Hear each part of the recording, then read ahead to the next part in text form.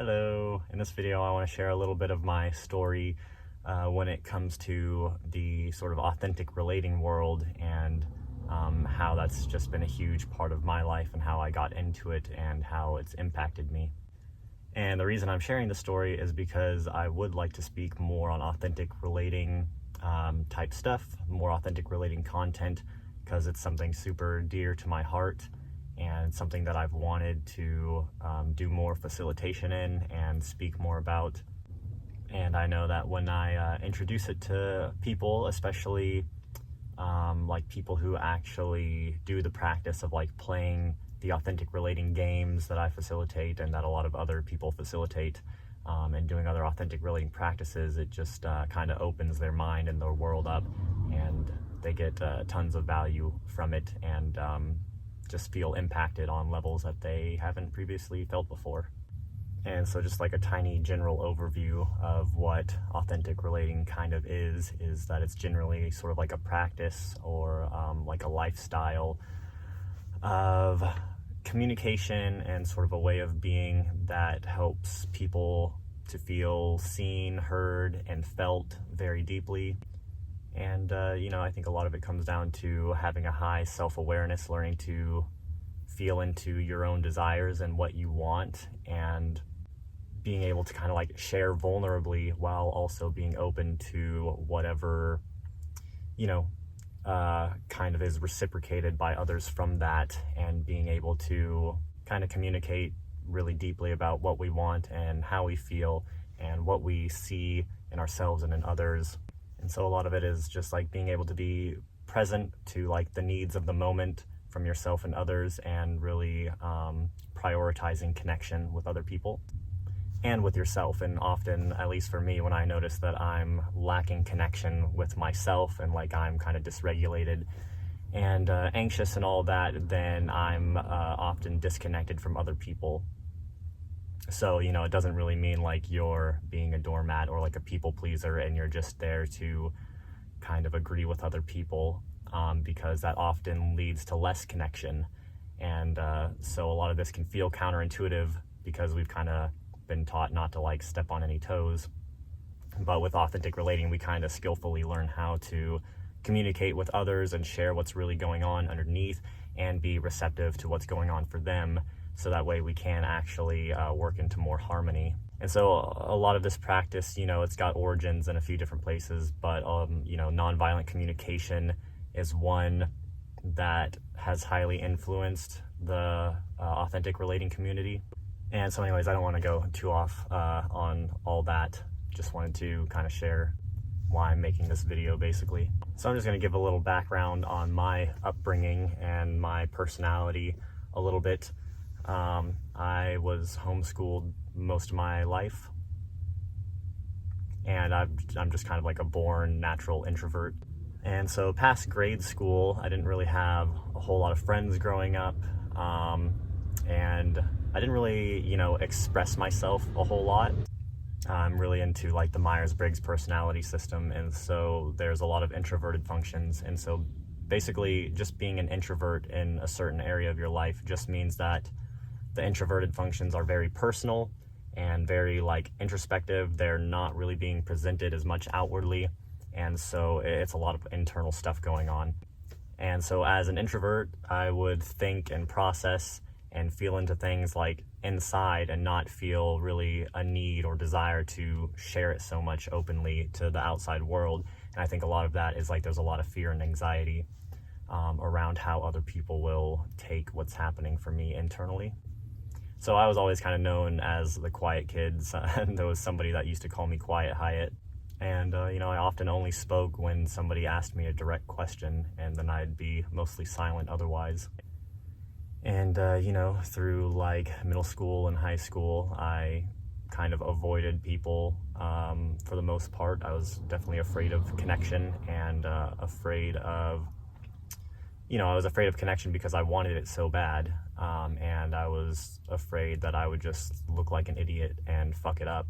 And so just kind of like staying hidden away in my bedroom felt a lot safer than going out and trying to connect with people when I had like no skill in connection, especially being homeschooled and naturally introverted and just really socially awkward. So trying to go out and actually connect with people just felt like sure failure for me. And that kind of started to shift when I turned like 18 and got my first job, and started kind of being forced to have to work with employees. I worked at a movie theater, so there were a bunch of like kids working there my age, and so that made it easy to connect with other people. And then getting like my first girlfriend was a huge success for me.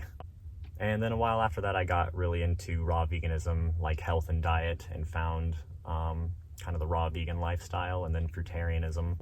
And just a few months into that, I went to the Woodstock Fruit Festival for the first time. And oddly enough, I did my first authentic relating practices there, I believe, both authentic relating games, which is like one of the main practices of the authentic relating community, and the practice of circling, which is another authentic relating practice that's like a core part of the community.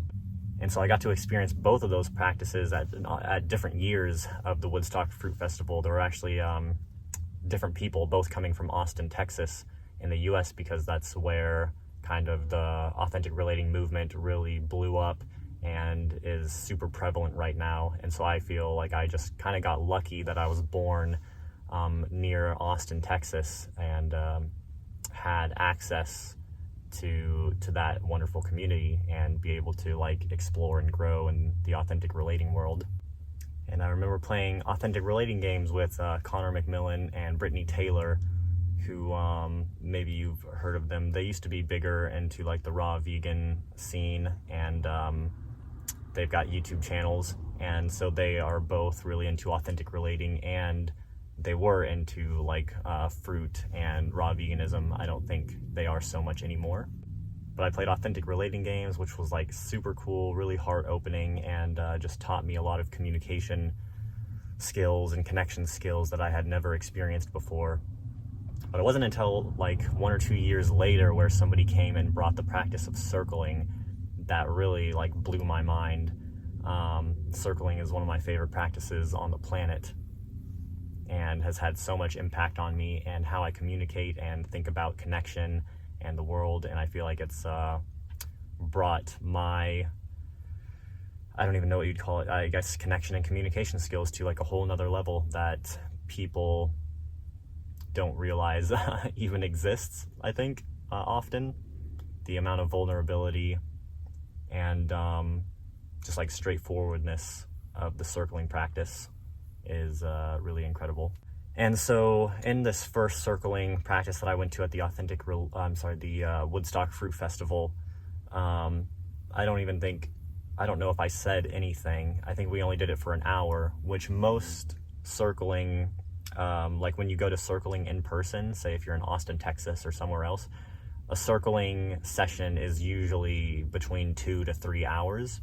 But at the Woodstock Fruit Festival, I also host circling at the Woodstock Fruit Festival every year now, and it's only an hour, so we don't really get as deep as, you know, the typical circling session would go. But in this hour, the first time that I ever did circling, I just could not believe what I was seeing. I didn't even say a word. You don't have to participate pretty much at all. You get to just like participate as much as you feel willing to in a circle. And so I was just kind of observing, staying silent, kind of being my normal self. But just the level of communication and honesty that I was seeing, and the vulnerability that I was seeing in this circle, it was something that I had never seen before. And I remember having the thought like, wow, I did not know it was possible for people to be able to communicate this vulnerably and this clearly with each other. I was so struck by how honest everyone was being and like revealing their internal world, where I just had never seen that modeled before. And so that created the space where, first of all, that was allowed and that was expected, and granted people a lot of permission to like open themselves up and kind of be more vulnerable and explore places in themselves that they have never really felt allowed to go in the past. And anything can really happen in a circle, as far as like the mood, emotions. Some circles can make you feel really cathartic and really high. Some circles are just like boring the whole time and you want to leave. And the whole practice is about like, what is it like to be with whatever's coming up right now? How do I accept what's coming up? Maybe I'm bored and I want to leave. What is it like for me to sit with that and to feel that, and to notice like what happens in my body and what kind of thoughts I'm having and what I want to share and don't want to share with the group whenever I feel bored and like I want to leave. And so, I think the typical response from the average person would just be like, okay, I'm bored, I'm gonna leave. Or they would just sit in because they don't want to be rude and just like not like it the whole time. But as, a circler, we really take that opportunity to try and explore what's going on even deeper for us. Like, why am I feeling bored? And like, oh, maybe if I share this, generally, like if I'm bored and I share, like I just like interrupt the flow of what's happening in the circle and I'm like, hey everybody, I feel really freaking bored right now. I feel like I'm getting nothing from this and I want to leave. Then oftentimes the circle will put their attention on me and be like, oh, okay, yeah, let's explore that. And then all of a sudden I'm not bored anymore, and actually I have attention and I have depth, and just like created something really beautiful and magical and transformative by just sharing that I'm freaking bored and I want to leave. And most people are too afraid to share that. And so, yeah, there's just this commitment to connection in there, where like, yeah, you just are committed to exploring what's happening for you, and committed to being as vulnerable as possible, and just seeing what arises. It's kind of like this practice of the unknown, because nobody in the circle knows what's going to happen.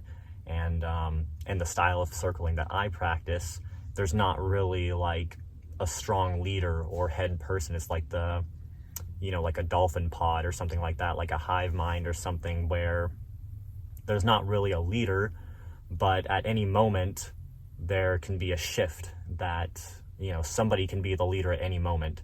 And so we call it surrendered leadership in the style of circling.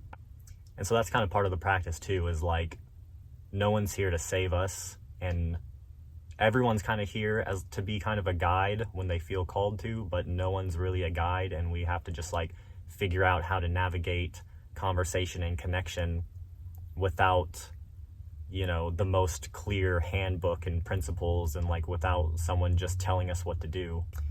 And so anyways, back to like when I had first done circling at the Woodstock Fruit Festival, I was just noticing all this, and I could literally feel in my body, especially my throat. I've always felt like my throat was so closed off. I knew that I like could not express myself very well, and like I just held so much in. And I had just other signs kind of showing whether it was like with the chakra, or just this part of my body that felt like there was just something wrong here. And I noticed, being in that first circle without even really saying anything at all, my throat just like expanded.